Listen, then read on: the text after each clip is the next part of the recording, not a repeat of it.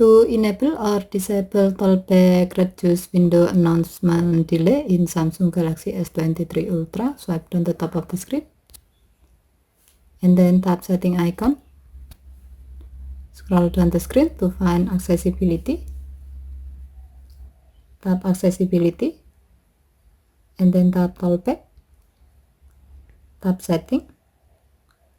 Next, scroll down the screen.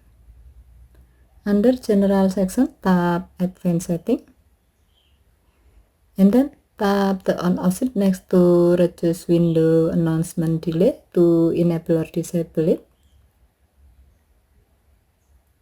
When the switch turns blue, it means that this option is on and your phone will reduce the delay of the window announcement when talkback is on. Okay, thank you for watching. Have a nice day.